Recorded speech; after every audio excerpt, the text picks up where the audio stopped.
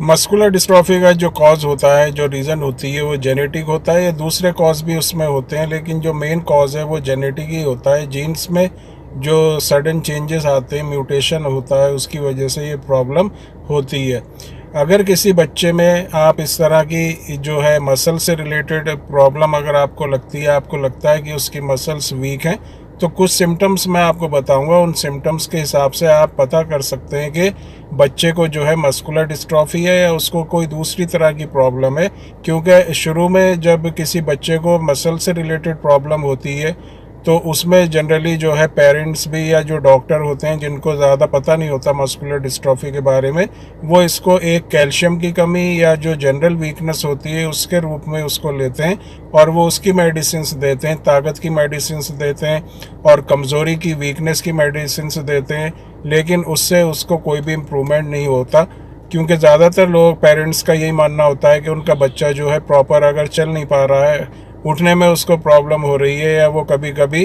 बहुत ज़्यादा खड़े रहने से या चलने से थक जाता है, तो ये ज़्यादातर पेरेंट्स यही सोचते हैं कि इसको वीकनेस की प्रॉब्लम है या इसमें कैल्शियम की कमी है, दूसरे मिनरल्स की कमी है या विटामिन की कमी है, जिसकी वजह से इसको ये प्रॉब्लम हो रही है। लेकिन अगर जब हम उसकी जांच करते हैं तो पाते हैं कि उसमें जो है मस्कुलर डिस्ट्रॉफी की प्रॉब्लम है। तो कुछ सिम्टम्स जिसके हिसाब से आप पहचान सकते हैं कि आपके बच्चे को मस्कुलर डिस्ट्रॉफी है या नहीं, तो वो मेन सिम्टम्स मैं आपको बताऊंगा। आप इन सिम्टम्स के हिसाब से आसानी से पहचान लेंगे कि बच्चे को मस्कुलर डिस्ट्रॉफी है या दूसरी कोई प्रॉब्लम की वजह से उसको जो है चलने में या उठने बैठने में जो है दिक्कत हो रही है। पहला जो सिम्टम होता है इसमें वो होता है कि बच्चे को बहुत ज़्यादा वीकनेस महसूस होती है। बहुत लंबे टाइम तक खड़े रहने से या चलने से बच्चा जो है थक जाता है और वो ज़्यादा टाइम तक या तो खड़ा नहीं रह पाता या वो चल नहीं पाता। दूसरा जो सिम्टम्स इसका होता है वो ये है कि बच्चे को बैठ के उठने में बहुत ज़्यादा प्रॉब्लम होती है। वो जब बैठ के जब उठेगा तो या तो वो सपोर्ट लेगा, अपने घुटनों पे हाथ लगाएगा या ज़मीन पर हाथ लगाएगा, और ज़मीन पे या फिर घुटनों पे हाथ लगा के सपोर्ट लेके बच्चा उठता है। और जब बच्चा उठता है तो वो उसको थोड़े मतलब झटके ले लेकर उठता है, एक उसमें मोशन में वो नहीं उठ पाता। तो अगर इस तरह की भी प्रॉब्लम बच्चे में देखी जा रही है तो वो भी मस्कुलर डिस्ट्रॉफी की ही वजह से है। तीसरा जो प्रॉब्लम होता है डीएमडी में, कुछ बच्चों में या ज़्यादातर बच्चों में देखा गया है कि बच्चे को जब मस्कुलर डिस्ट्रॉफी होती है तो वो अपने पंजे पर चलने लगता है, एडी को उठाकर चलने लगता है। अगर बच्चा पंजे के ऊपर चल रहा है, एडी को उठाकर चल रहा है, तो ये भी जो है एक सिम्टम जो है मस्कुलर डिस्ट्रॉफी या डीएमडी का है। और इसके अलावा जो एक सिम्टम्स होता है वो, अगर बच्चे की जो पीछे की जो मसल्स होती हैं जिनको काफ मसल्स कहते हैं, वो अगर हार्ड होने लगे, वो वहाँ पर जो है उसमें हार्डनेस होने लगे, वहाँ पर मसल्स जो है इकट्ठी हो जाए, तो ये भी जो एक सिम्टम होता है, ये भी मस्कुलर डिस्ट्रॉफी या डीएमडी का सिम्टम है। इसके अलावा जो दूसरे सिम्टम्स होते हैं जिसके हिसाब से हम पहचान सकते हैं कि बच्चा जब किसी स्टेयर्स पे, सीढ़ी पे चढ़ता है या ऊंची नीची जगह पर चढ़ता है तो उसको चढ़ने में बहुत ज़्यादा प्रॉब्लम होती है और कभी कभी बच्चा जो है चलते चलते गिर भी जाता है। जब कहीं ऊंचा नीचा उसको जगह मिलती है तो वो वहाँ पर प्रॉपरली नहीं चल पाता और वो गिर जाता है, डिसबैलेंस हो जाता है। तो इस तरह की भी अगर प्रॉब्लम है तो ये भी एक मस्कुलर डिस्ट्रॉफी का सिम्टम है।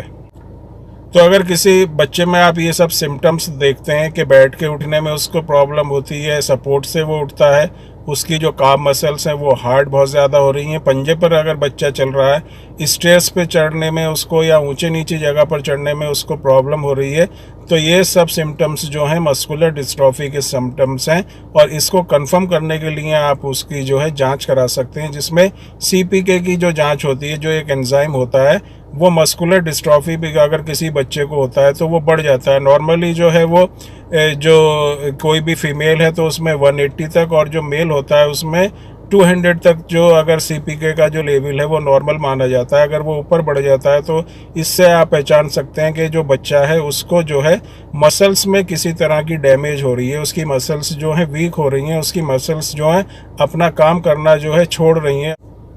और जो एंजाइम होता है जब मसल्स में डैमेज होती है तो इसका लेवल जो है बढ़ जाता है क्योंकि मसल्स में जो टूट फूट होती है उसमें जो डैमेज होती है उसी से ये एंजाइम जो है बनता है और जो ब्लड में आ जाता है, जिससे ये ब्लड के को अगर आप टेस्ट करेंगे तो उसका सीपी के लेवल हाई होगा, जिससे ये कंफर्म हो जाता है कि बच्चे को जो है मस्कुलर डिस्ट्रॉफी है। इसके अलावा मसल बायोप्सी या जेनेटिक टेस्ट भी करते हैं, जिससे पता चलता है कि बच्चे को जो है मस्कुलर डिस्ट्रॉफी है। ये सब तो टेस्ट है, लेकिन आप किसी बच्चे को देखकर भी पहचान सकते हैं कि उसको मस्कुलर डिस्ट्रॉफी है या नहीं। जो मैंने सिम्टम्स बताए उसके हिसाब से आप पहचान सकते हैं कि बच्चे को जो है मस्कुलर डिस्ट्रॉफी है। अगर आपके घर में या आपके किसी भी जान पहचान में कोई इस तरह का बच्चा है जिसमें इस तरह के सिम्टम्स हैं, उसको चलने फिरने में बहुत ज़्यादा प्रॉब्लम हो रही है, वीकनेस महसूस करता है, और इसके अलावा जो एक सिम्टम होता है कि बच्चे को जो है बॉडी में ख़ास तौर पे जो उसकी टांगें होती हैं उसमें बहुत ज़्यादा पेन भी उसको होने लगता है, क्योंकि मसल्स के ऊपर जब जोर पड़ता है तो उसमें वीकनेस होने की वजह से वहाँ पर उसको पेन होने लगता है। किसी किसी जो बच्चे का जो है वेट भी बढ़ जाता है, जब उसकी जो है मूवमेंट कम हो जाती है तो उसका वेट बढ़ जाता है, और जितना वेट बढ़ेगा इतना ही उसको चलने फिरने में प्रॉब्लम होगी, और ये उसके लिए जो है ज़्यादा अच्छा नहीं रहता। जो बच्चा होता है मस्कुलर डिस्ट्रॉफी का, वो जो है फिजिकली या जो मसल्स होती हैं उसकी वीक हो जाती हैं, लेकिन मेंटली वो स्ट्रांग रहता है। मेंटल लेवल पे उसके कोई भी मस्कुलर डिस्ट्रॉफी में इफ़ेक्ट नहीं पड़ता। और देखा गया है कि जो जिन बच्चों को मस्कुलर डिस्ट्रॉफी होती है वो दूसरे बच्चों से उनका जो मेंटल लेवल होता है वो ज़्यादा और भी अच्छा होता है। मेंटली वो स्ट्रांग होते हैं लेकिन फिज़िकली वो वीक हो जाते हैं। तो अगर आपके किसी रिलेशन में, जान पहचान में, आपके घर में इस तरह का कोई बच्चा है जिसको डीएमडी है, ड्यूचेन मस्कुलर डिस्ट्रॉफी है, और आप उसका जो है ट्रीटमेंट के लिए मेरे व्हाट्सएप नंबर पर या उससे रिलेटेड कोई भी इंफॉर्मेशन अगर आप चाहते हैं तो व्हाट्सएप नंबर पर मैसेज करके उसका जो है सॉल्यूशन कहाँ तक हम उसको सॉल्व कर सकते हैं इसके बारे में आप जान सकते हैं। एलोपैथिक जो मेडिसिन है उसमें मस्कुलर डिस्ट्रॉफी का कोई ख़ास जो है ट्रीटमेंट नहीं है। वो मिनरल्स या मल्टीविटामिन्स मेडिसिन दी जाती हैं, लेकिन उनसे कोई भी ज़्यादा जो है इफ़ेक्ट या इम्प्रूवमेंट बच्चे में नहीं होता। होम्योपैथिक जो मेडिसिन हैं उसमें बहुत अच्छी अच्छी मेडिसिन हैं जिससे जो है मस्कुलर डिस्ट्रॉफी में बहुत अच्छे रिजल्ट मिलते हैं।